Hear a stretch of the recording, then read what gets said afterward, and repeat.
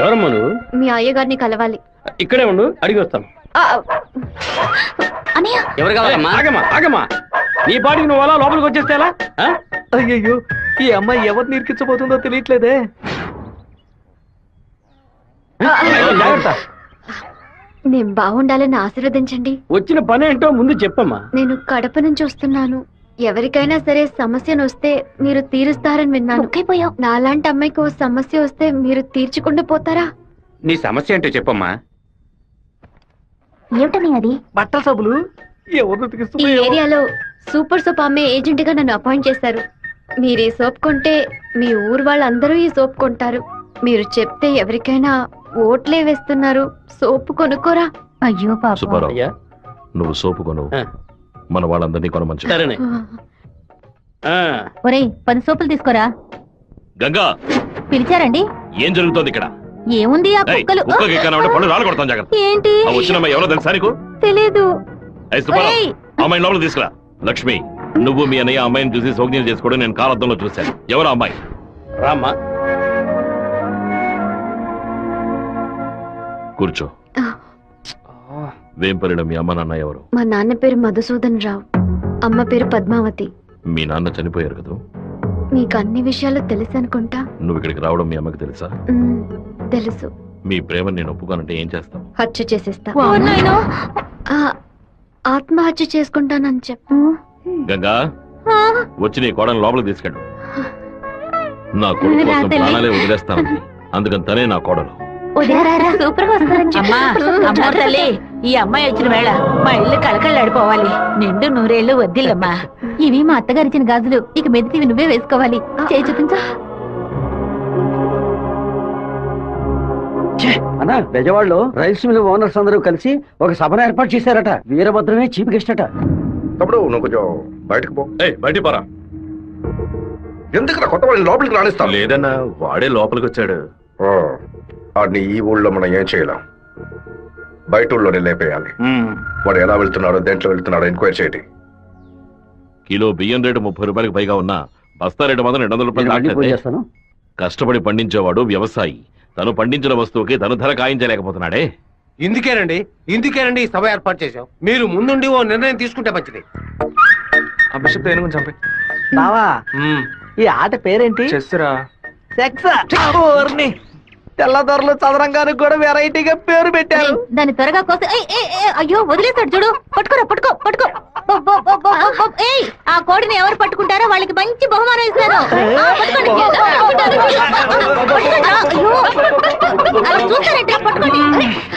ఏ form కొడి, ఏంటి నాటుకోవడం జరుగుతున్నావా?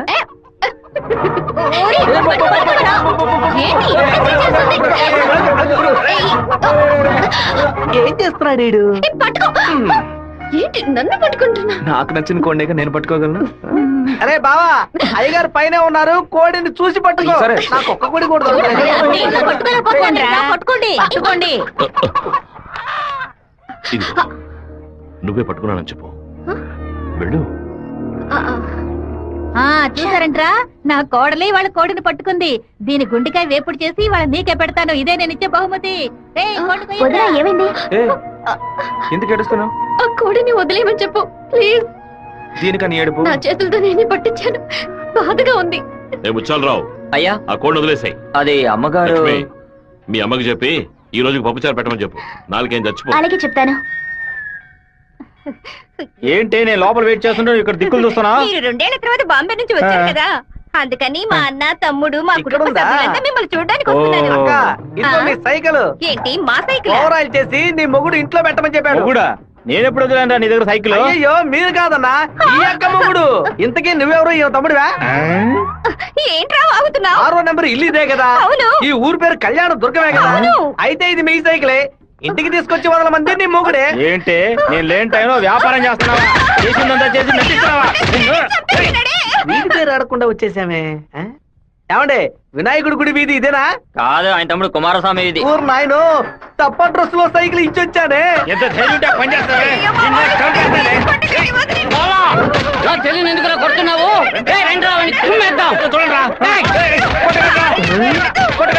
అయ్యయ్యో, బంధువులు పక్కన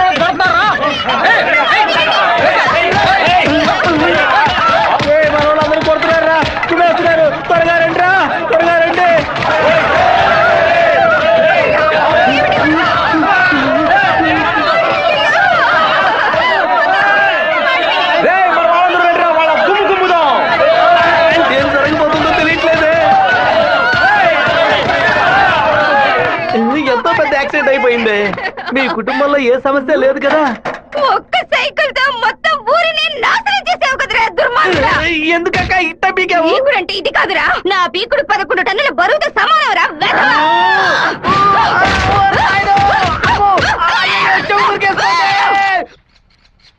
వాడిని మన జిల్లాలో లేపేయకూడదు. కడప దగ్గర ఓ లారీని ఏర్పాటు చేయండి.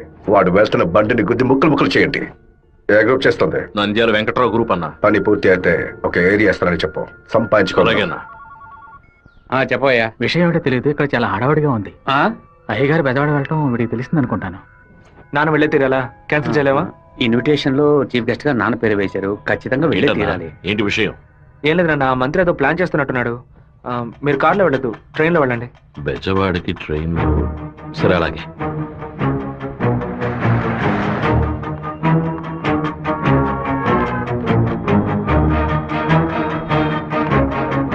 హలో మినిస్టర్ గారు ఇలా అవును. మీరు అనుకున్నట్టు వీరభద్రం కారులో వెళ్ళట్లేదు, ట్రైన్ లో వెళ్తున్నాడు. ఏయ్, నువ్వెవరో చెప్పావు?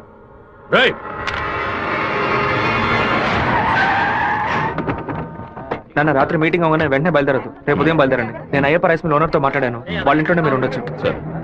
వీరభద్రం ట్రైన్ లోనే వెళ్తున్నాడన్నా. అయితే మనం వాళ్ళని వేముల స్టేషన్లో ఎక్కమనం. కడపలో వాడు దిగిన వెంటనే జనాల్లో కలిసిపోయి గత్తిని వేషం పూసి కొచ్చేయ మనం. మనసు ఎందుకు అదోలా ఉందిరా, మనం కూడా ట్రైన్లో వెళ్దాం. కనీసం 20 నుంచి 25 పోట్లైన వాడి మీద పడాలి. ఆంధ్రాలో జరిగిన మర్డర్లో ఇదే భయంకరమైన మర్డర్ గా ఉండాలి. హలో, నేను నాన్నతో బెజవాడ వెళ్తున్నాను, రేపు ఉదయం వస్తాను. అది చెప్పడానికి ఫోన్ చేశాను.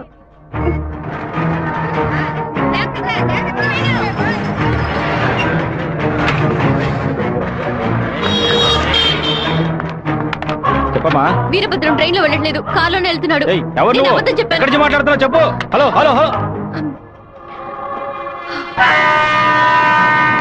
రే శివ, వాళ్ళు రాజశేఖర మనుషులు రా. ఎక్కడ రా? నువ్వు వెళ్ళి వాళ్ళు ఏ కోచ్లో ఎక్కుతున్నారో చూడు. నాన్న ట్రైన్లో వెళ్తున్న విషయం వాళ్ళకెలా తెలిసింది? నువ్వు వెళ్ళి చివరి కోచ్ ముందు కోచ్లో ఉండు. ఇటువైపు ఎవరు వచ్చినా నాకు వెంటనే అలాగే సార్. ఆ వీరభద్ర ఏ కోచ్లో ఉన్నాడో వెళ్ళి చూసిరా. వెళ్ళనా?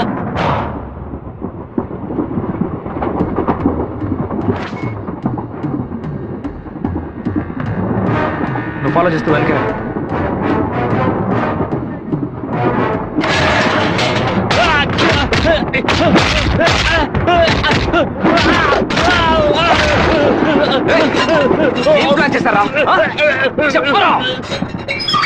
కడప స్టేషన్ లో ఏదో ప్లాన్ చేసినట్టున్నారా?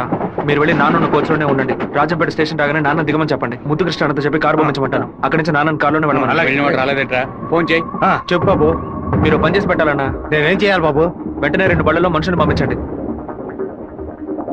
కడప స్టేషన్ రాగానే జనంలో దూరి కత్తి తిప్పి పట్టుకుని మనం కొట్టే కొట్టుడికి శరీరంలో ప్రాణం మాత్రమే మిగలాలి. మిగతా పాత్స్ ఏమీ పని చేయకూడదు. అయ్యా నమస్కారం అయ్యా. కార్ రెడీగా ఉందయ్యా. మీరు ఈ బండిలో ఎక్కడి మేము ఆ బండిలో వస్తాం. ఏ బండి వెళ్తున్నాడు? కాలేజ్ అన్నా. మన ప్లాన్ ప్రకారం ఆ కార్ను గుద్దేసేయండి. సరేనా అన్న ఫోన్ తీయట్లేదన్నా. సరే రండి వెళ్దాం. రేయ్, వాడు మధ్యలో దిగిపోయారా? ఏం దిగుతున్నారా? వచ్చే స్టేషన్ దిగి వెనక్కి రండి రా.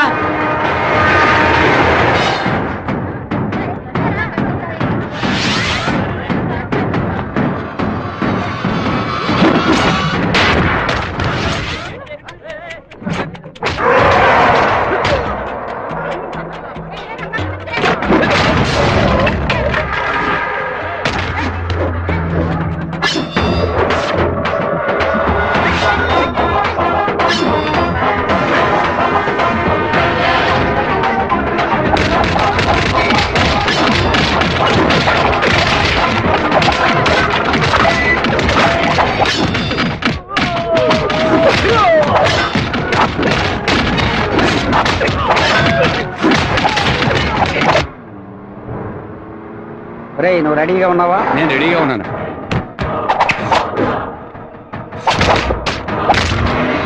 బండి హైవే మీదకి వచ్చింది, గుద్దు లేపాయి. సరే అన్న.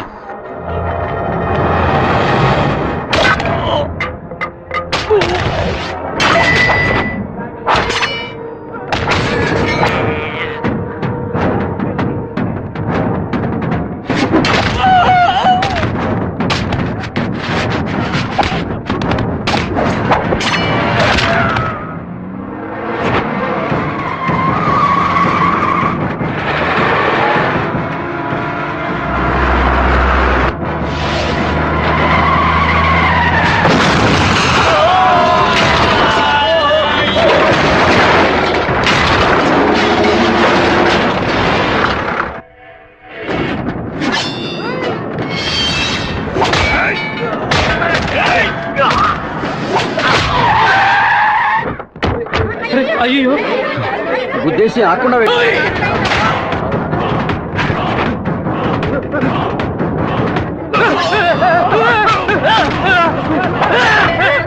నేను అంబులెన్స్ నువ్వు పోలీసులకు ఫోన్ చేయి. మినిస్టర్ లైన్ లో ఉన్నాడు. నీకు మాత్రమే పక్కడు సెల్ నంబర్ దొరుకుతుందా? నీ నాన్నని కడప పక్కన లారీతో గుద్దించి లేపేశాం. పీస్ పీస్ అయి ఉంటాడు, వెళ్ళి ఏరుకో. వాడిని పూడ్చిన తర్వాత మీ అమ్మని చెల్లిని తీసుకొచ్చి కుటుంబంతో సహా నా కాళ్ళ మీద పడు. రారా! ఫోన్ తీయండి. చూడండి, తీసుకురండి. టార్గెట్ నుంచి 13 కిలోమీటర్. పోలీసు వస్తున్నారా? స్పీడ్ గా వెళ్ళరా.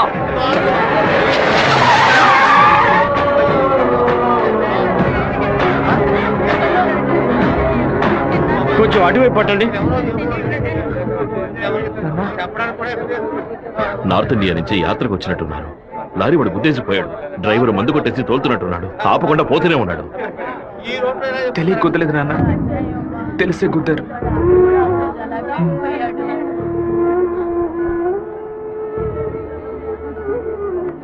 నా పరువు తీసావా? అమ్మని చెల్లిని తీసుకొచ్చి నా కాళ్ళ మీద పడుని ఛాలెంజ్ చేశాను. ఇప్పుడు నా పిల్లాన్ని తెమ్మని చెప్తాడు వాడు. అది కాదన్నా, మెరూన్ కలర్ కాల్ ఇస్తున్నారు. దున్నపోతా నల్లని అమ్మాయిని చూసి వాళ్ళ పెళ్ళామని దూకేస్తారా? ఒరే, ఫోన్ చేసిన అమ్మాయి వాడి శత్రువా లేదా మనని కన్ఫ్యూజ్ చేయడానికి వాడు చేసిన ఏర్పాట్రా.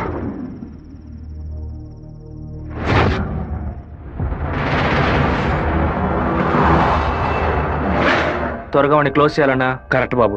హైదరాబాద్ నుంచి కార్లోనే వచ్చాడు, మళ్ళీ కార్లోనే వెళ్తాడు. వెళ్ళేటప్పుడు కర్నూలు పైనుంచే వెళ్ళాలి. వాడి బ్యాడ్ టైం. అక్కడ ఇద్దరు అపోజిషన్ ఎమ్మెల్యేలే. నంద్యాల బైపాస్ రోడ్ లో టేక్ డైవర్షన్ బోర్డు పెట్టి వాడిని రూట్ మళ్లించాలి. బాంబు పెట్టి వాడిని బ్రిడ్జ్ తో పాటు లేపేయాలి. ఒకవేళ అక్కడ మిస్ అయితే జడ్చెల్ల చెరువు దగ్గర బైపాస్ లో వాడిని లారీతో గుద్ది లేపేద్దాం.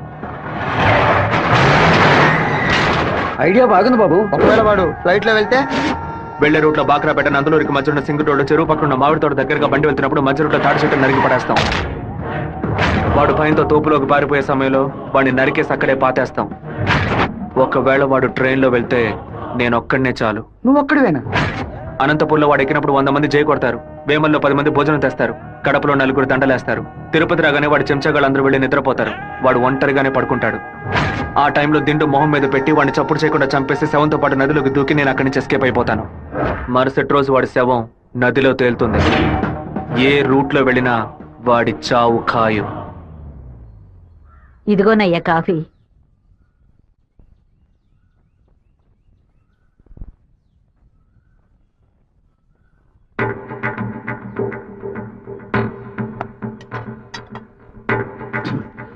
సుబ్బారావు, సుబ్బారావు, ఏమైందయ్యా?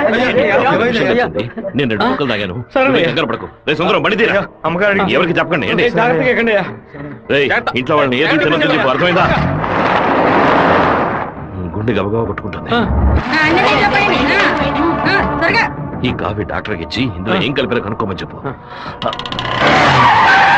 డాక్టర్, మా అయ్యగారిని ఎలాగైనా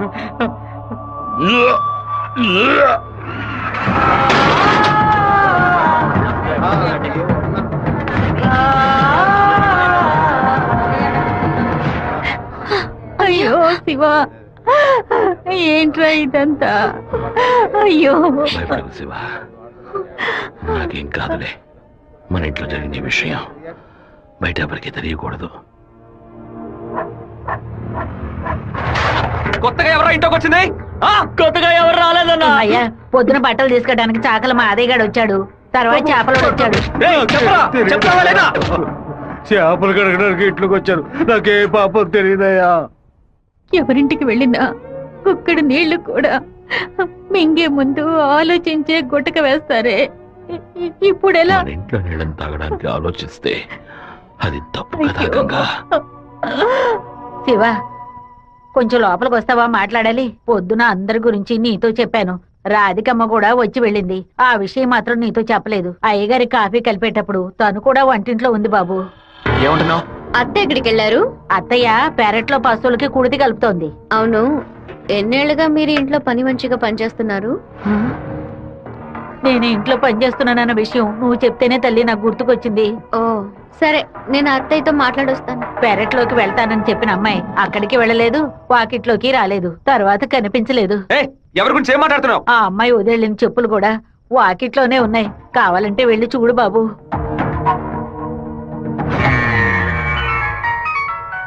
బాబు, చిన్న విషయం. అయ్యగారు ట్రైన్లో వెళ్ళే విషయాన్ని ఒక అమ్మాయి ఫోన్ చేసి చెప్పిందని ఇక్కడ ఉన్నవాళ్ళు అనుకుంటున్నారు.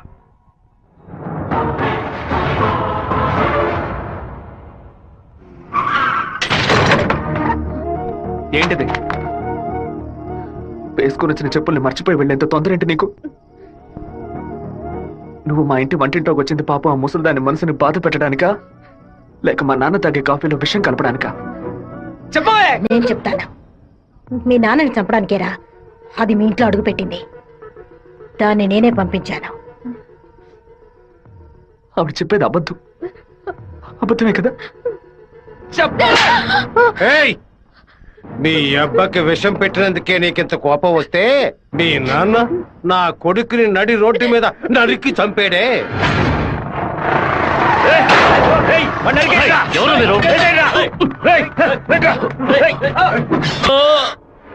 వాణ్ణి చంపి పారేయాలని ఆ రోజే నేను పగబట్టాను. కానీ మీ నాన్న పలుకుబడి అంతస్తు నన్ను ఆ పని చేయనీలేదు. ఒకరోజు నువ్వు మా అమ్మాయితో మాట్లాడుతూ నేను చూశాను. ఆ రోజే నిర్ణయించుకున్నాను, వాణ్ణి చంపడానికి ఇదే సరైన మార్గమని. పుట్టింది ఆడపిల్ల గనక దీని చేతికి విషం ఇచ్చి పంపాను. అదే మగపిల్లాడు గనక పుట్టుంటే వాడి చేతికి కత్తిచ్చి పంపేదాన్ని. వాళ్ళ నాన్నగారి జ్ఞాపకం నా కూతురికి రాకూడదని 10 ఏళ్లు దాన్ని ఇంటి నుంచి దూరంగా ఉంచాను. మా నాన్న నిజంగా హత్య చేసుంటారో లేదో నాకు తెలియదు. నీ పగ తీర్చుకోవడానికి నువ్వు ఇంకేం చెప్పానో మా ఇంట్లోకి వచ్చి ఉండొచ్చు. నా ప్రేమ తప్ప నీకు ఇంకేం దొరకలేదా? పత్తికుండగానే పాతి పెట్టేశావు కదా.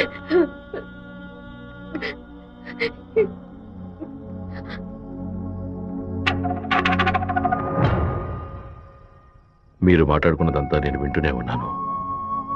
నీ భర్త చావుకి నేను కారణం కాదమ్మా. నీ భర్త ఆశపడే ఎలక్షన్లో నించోలేదమ్మా. మన జాతి ఓట్లని విడదీయాలని రూలింగ్ పార్టీ వాళ్ళ దగ్గర 10 లక్షల రూపాయలు లంచంగా తీసుకున్నావే, నీకు సిగ్గులేదు? నేను డబ్బు తీసుకున్నట్టు మిగతా ఇంకా నిజాన్ని కప్పిపుచ్చాలని చూడకు. మర్యాదగా నామినేషన్ వాపస్ తీసుకో, లేదా నీ మొండెమే మిగులుతుంది. నువ్వు మాణిక్యాన్ని లేపే. ఏమన్నావు అన్నా? అప్పుడే ఆ నింద వీరభద్రం మీద పడుతుంది. ఓట్లు రూటు మారుతాయి. నేను ఈ హత్యని చెయ్యలేదని ఈ ఊరే నమ్ముతోంది. నువ్వు మాత్రం ఎందుకు నమ్మట్లేదు? నా కొడుకు నీ కూతుర్ని ప్రేమిస్తున్నానని తెలియగానే వెంటనే వచ్చి నీతో చెప్పాలనుకున్నాను. కానీ నీకు తెలిసే తన మా ఇంటికి వచ్చిందని చెప్పింది. అందుకనే నిజమంతా నీకు తెలుసనుకున్నానమ్మా. ఎవరో చెప్పిన మాట నమ్మి పాపం తన మనసులో ద్వేషాన్ని నాటి ఇప్పుడు ఇలా తలదించుకునేలా చేశావే. పెళ్లి చేసుకుని చల్లగా ఉండాల్సిన పిల్ల తన జీవితాన్ని నాశనం చేశావే.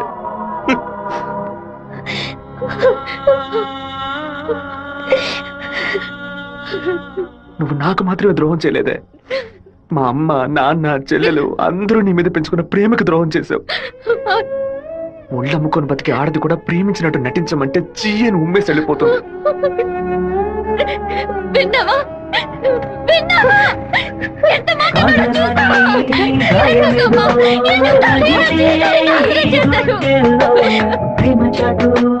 జీవితన ఎగిసే ఆవేదనలో ప్రేమించిన నా గుండెలకి ఇదివో బహుమానం.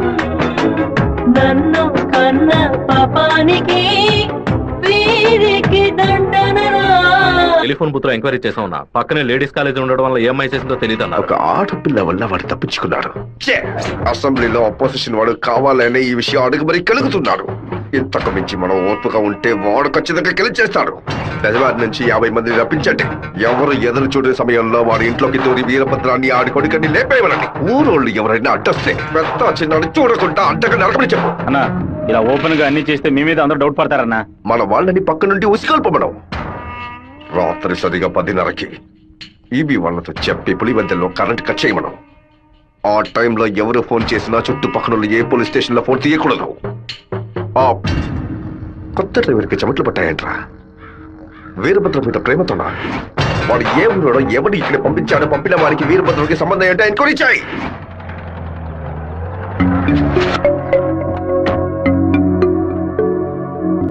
పెళ్లి ఏమిటన్నయ్యా? వద్దమ్మా. ఎప్పుడు నాన్న గురించి మాట్లాడుతుంటావుగా, నాన్న ఇలాగే ప్రవర్తిస్తారా? శత్రువైనా మర్యాద ఇచ్చి మాట్లాడతారు కదా, వెళ్ళనయ్యా. నేను నిన్ను క్షమాపణ అడగడానికి రాలేదు, ఎందుకంటే నేను చేసిన తప్పుకి క్షమాపణ లేదు. మేము ఊరు వదిలి వెళ్ళిపోతున్నాం.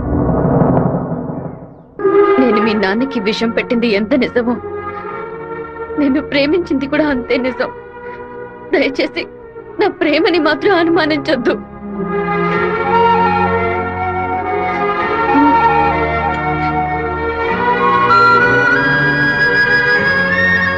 బావా నీతో మాట్లాడాలరా. ఏదో అమ్మ మాట విని తెలియక తప్పు చేసిందిరా, క్షమించేవాడేరా మనిషి. నువ్వేంట్రా? మా ఇల్లు నాకు గుడి లాంటిదిరా. మా అమ్మ నాన్న దేవుడురా. ఆయన్ని చంపాలని ప్రయత్నించిన అమ్మాయిని ఎలా క్షమించమంటావు? నాకు అర్థమైందిరా. నీ దగ్గరికి మొదటిసారి అమ్మాయి వచ్చినప్పుడు నిన్ను ప్రేమిస్తున్నానని అమ్మాయి చెప్పింది, పెళ్లి చేసుకుంటాననే కదా చెప్పింది. హత్య చేయడానికి వచ్చిన వాళ్ళు అలా అంటారా?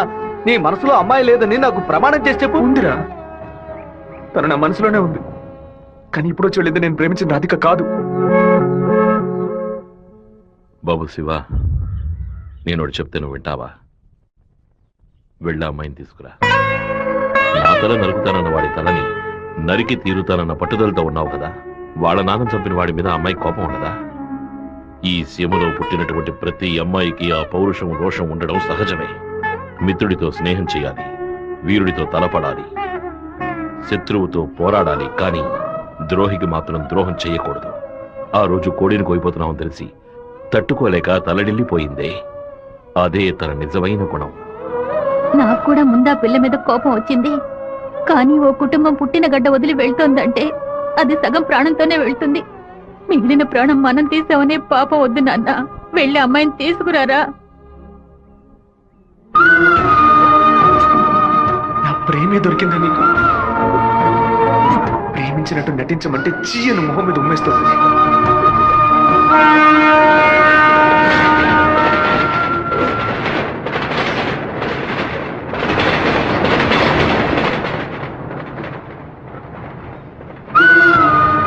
రా ఇంటికి వెళ్దాం. నాన్న తీసుకురమ్మన్నారు, రా ఇంటికి వెళ్దాం.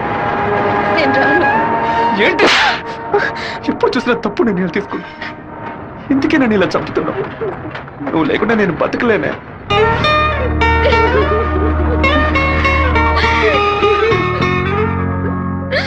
నీకు ముఖ్యమైన విషయం చెప్పాలని ఒంటరిగా రానా? ఎక్కడికి ఒంటరిగా వెళ్తున్నారు? మాణిక్యం రమ్మని చెప్పాడు. కూడా ఎవరైనా తీసుకెళ్ళండి. ఎవరైనా తీసుకెళ్దామంటే భయపడుతున్నాడు. ఒంటరిగానే వెళ్ళొస్తా. వద్దొద్దు సుబ్బారావు, అయ్యా అన్నతోటి వెళ్ళు. సరేనే. 2 కత్తులు తీసుకెళ్ళు. నువ్వు లోపలే దాక్కుని చూడు. బెజవాడ పెద్ద దగ్గర ఎంక్వైరీ చేశాను. ఆ డ్రైవర్ ని పంపించింది మురళీ ట్రావెల్స్ గోవిందరాజు. వాడికి వీరభద్రానికి పెద్ద లింక్ ఉందన్నా. వెళ్ళే సాకుతో మన ప్లాన్ లీక్ చేస్తాడా ఏమో, వెళ్ళి వేస్తాడ్రా అన్నా.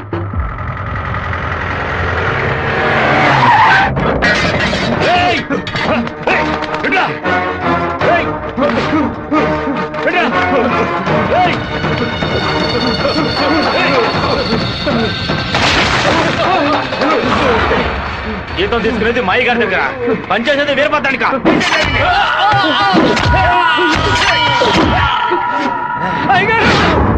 మన సత్యమూర్తి అన్నని దగ్గర మనుషులు చంపేశారయ్యా.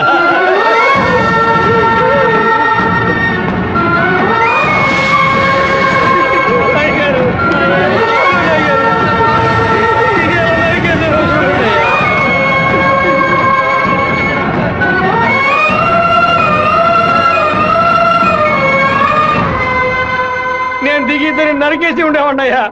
కానీ ఒకవేళ నాకు ఏదైనా జరిగితే ఆ కబురు మీకు అందకుండా పోతుందని నోరు మూసుకుని ఉండిపోయినయ్యా. కరెంటు కట్ చేస్తారట, ఫోన్ చేస్తే పోలీసులు రారట. పదవిలో ఉన్నామన్న పొగరు. సరే, అందరూ ఇళ్లకు వెళ్ళండి. మీ పెళ్ళాం పిల్లల్ని జాగ్రత్తగా చూసుకుని ఇంట్లోనే ఉండండి. మమ్మల్ని అందరినీ ఇంటికి వెళ్ళి జాగ్రత్తగా ఉండమని చెప్పి మీరు ఒక్కరే వాడితో పోరాడతారా? మిమ్మల్ని ఇక్కడ ఒంటరిగా వదిలేసి మేము మా పిల్లలను వాటేసుకుని పడుకుంటాం అనుకున్నారా? ఇన్నేళ్ళు మా అందరి కోసం మీరు ఎంత కష్టపడారో తెలుసాయి గారు. ఈ రోజు మీకు సమస్య వస్తే మేము ఎలా ఊరుకుంటాం అనుకున్నారు? మేమేం చేతగాని వాళ్ళం కాదు. ఒకడు మీ ఇంట్లోకి దూరి మీ మీద చెయ్యేశాడంటే అదంతా మేము సత్యాగా జరుగుతుందయ్యా. శివ, సత్యమూర్తి అన్నింటికి పోలీసులు ఎంక్వైరీకి వచ్చారంట. ఎంతమంది వచ్చినా సరే ఒక్కళ్ళు కూడా వదిలిపెట్టాం. నరికి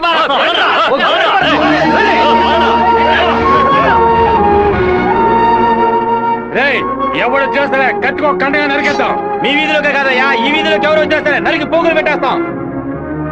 అన్నా బెజవాడ నుంచి వచ్చిన వాళ్ళు రాత్రి 10:30కి సరిగ్గా మన ఊరు పొలిమేరకు రాగానే మనకు ఫోన్ చేస్తారు. మనం సిగ్నల్ ఇస్తే చాలన్నా. ఆ వీరభద్రుడు చేస్తే పులివెందుల వాళ్ళు మన్ని వెతుకుంటూ వస్తారు. నేను గవర్నమెంట్ గెస్ట్ హౌస్ లో ఉంటాను. సరే. మీరు ఆ సత్రంలో ఉండి పని పూర్తయిన తర్వాత రండి, కలిసి హైదరాబాద్ వస్తాం. ఓకేనా? సరే, మీరు అందరూ బయలుదేరండి. సరే అయ్యా. నాన్న, మన ఊరోళ్ళంతా మన మీద ఉన్న ప్రేమతో పిచ్చి పట్టినట్టు ప్రవర్తిస్తున్నారు. ఎవరు వచ్చినా సరే నరికి పారేస్తారు. కానీ జరగబోయే గొడవలో మన వాళ్ళకి నష్టం జరుగుతుందిగా. డబ్బు కోసం వచ్చే వాళ్ళ ప్రాణాలు పోతే వాళ్ళ భార్యలు కూడా ఏడవరు. కానీ మాదయ్య భార్యకి శివప్రసాద్ కుటుంబానికి ఎవరు సమాధానం చెప్తారు నాన్న? ఏం చేయమంటావయ్యా? చట్టము అధికారము వాడి చేతుల్లో ఉంది. తిప్పి కొట్టడం తప్ప మనకు వేరే దారి లేదు. ఒక దారుంది నాన్న. వచ్చే 50 మందిని ఆపడానికి ముగ్గురిని లేపితే చాలు. అర్థం కాలేదు. ఆ రాజశేఖరం వాడి 2 చెంచాలు వాళ్ళని లేపేస్తే చాలు, ఏ గొడవ ఉండదు. మేము నలుగురం చాలు నాన్న. పెళ్లి పెట్టాకు లేని వాళ్ళు. మేము చచ్చినా ఎవరు బాధపడరు. కానీ ఖచ్చితంగా చచ్చేలోగా ఆ ముగ్గురిని లేపేస్తాం. వద్దు బాబు, అందుకు నేను ఒప్పుకోను. భయపడకండి నాన్న, నాకేం కాదు. 1 గంట ముందు నా ఫ్రెండ్ ఒకడు తిరుపతి మాయాలాజ్లో నా పేరు మీద రూమ్ తీసుకున్నాడు.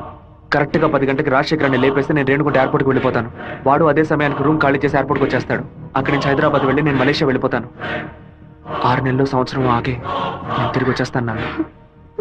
పోలీస్ రికార్డ్స్ లో నా పేరుండే ఛాన్సే లేదు. నేను బాగుండాలని మీరు నాకు పాస్పోర్ట్ ఇప్పించారు. అప్పుడు అది ఉపయోగపడలేదు. ఇప్పుడు అదే మన అన్ని సమస్యల నుంచి బయటపడేస్తుంది. అయ్యో, ఎందుకమ్మా, ఎందుకు ఏడుస్తున్నావు? 25 ఏళ్ళగా నాన్న కత్తి పట్టుకున్నప్పుడు ఎప్పుడైనా నువ్వు ఏడ్చావా? ఇప్పుడు ఎందుకు ఏడుస్తున్నావు? కొడుకు మీద ప్రేమ. నీ కొడుకు బాగుండాలని దేవుడికి దండం పెట్టుకో. అంతేగాని ఇలా ఏడ్చి నన్ను పిరికివాడి చేయకు. భగవంతుడా, ఏడవకమ్మా. ఏడిస్తే నేను తట్టుకోలేదు. నాయనా, నీకేమైనా అయితే మాకు బాధ ఉండదు అనుకున్నావా? మేమందరం బండరాళ్ళం అనుకున్నావంట్రా. నిన్ను నమ్ముకొని వచ్చిందే ఒక పిల్ల. దానికి నేనే సమాధానం చెప్తాన్రా. చెప్పరా?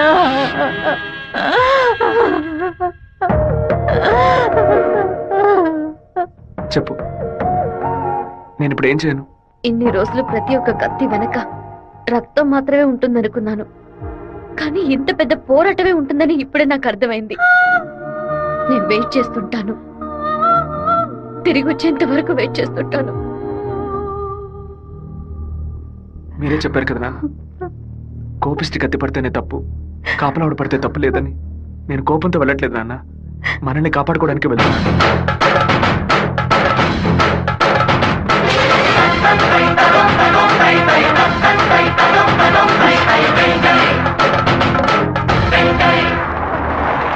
సార్, మీరు ఊరెళ్ళే వరకు డిఎస్పీ మీతో ఉండమని చెప్పారు సార్.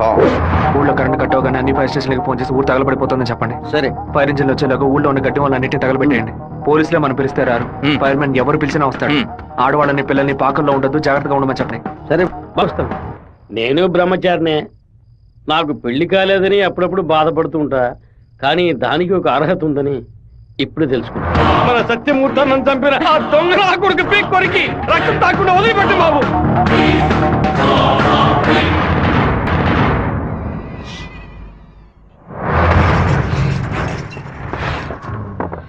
శివ, ఇంట్లో ఎవరు లేరు, అందరూ కళ్యాణ మండపంలో ఉన్నారు. మనం చాలా జాగ్రత్తగా ఉండాలి. ముందు ప్లాన్ చేసి వాళ్ళని 2 గ్రూపులుగా విడదీసి ఊరు బయటికి తీసుకెళ్ళాలి. చిన్నాయన, టైం 10:30 కావస్తుంది, ఇంతవరకు ఏ కబురు లేదు.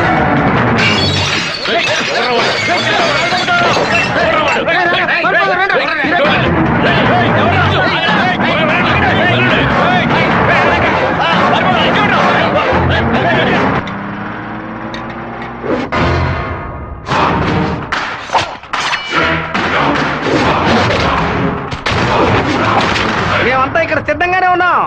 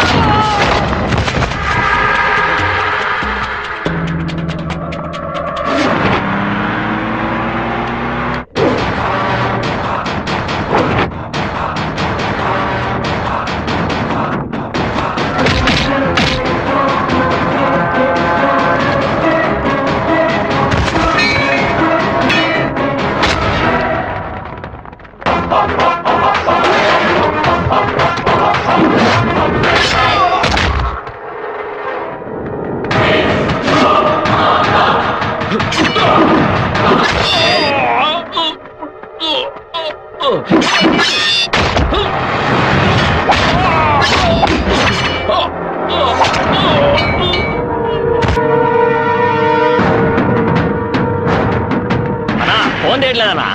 ఊళ్ళోకి వెళ్ళి చూద్దాం పదండి. వాళ్ళు పక్కనే ఉన్న రైలు పొదలో ఉన్నారు.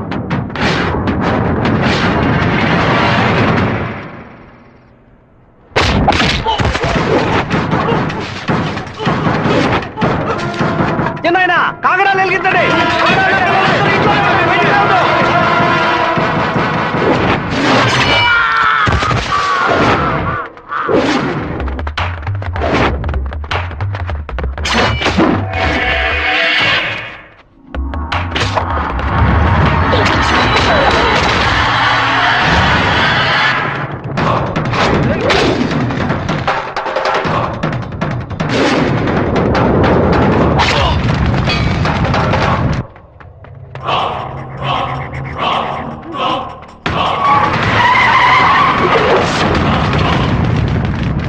అన్నా ఏంటన్నది? మన రమ్మని బాలే పని పూర్తి చేసినట్టున్నారు.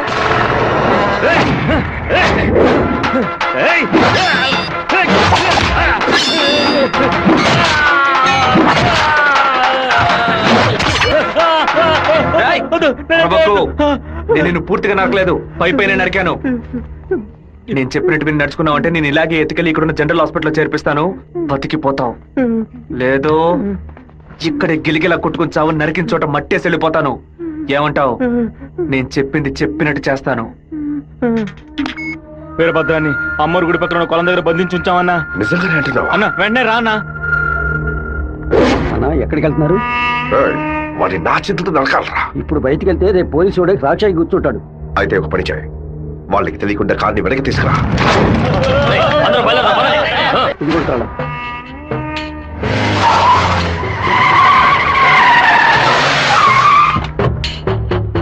వెంకటేశ్వర వెంకటేశ్వర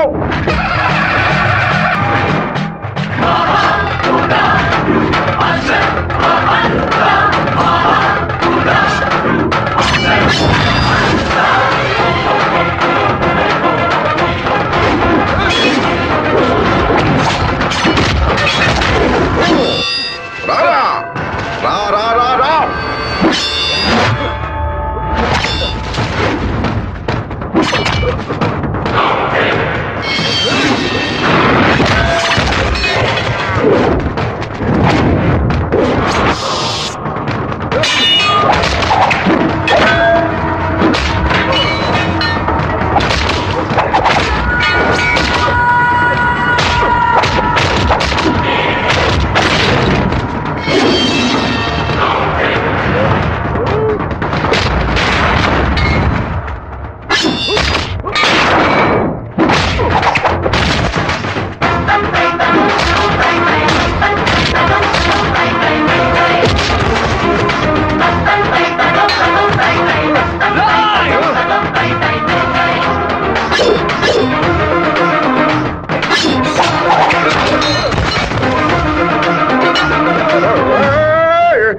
మా నాన్న తల నరికేస్తావా?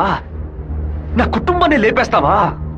పదవిని ఉపయోగించుకునే డబ్బు కోసం నువ్వేమైనా చేస్తావు. నిన్ను ఎదిరించిన వాడు శత్రువు. చెట్ట వాళ్ళంతా కలిసి మంచి వాళ్ళని అంతం చేయగలిగితే ఇక దేవుడు ఎందుకురా? గుళ్ళెందుకు? నాకు నా కుటుంబం ముఖ్యం, నా ఊరు ముఖ్యం. మా నాన్న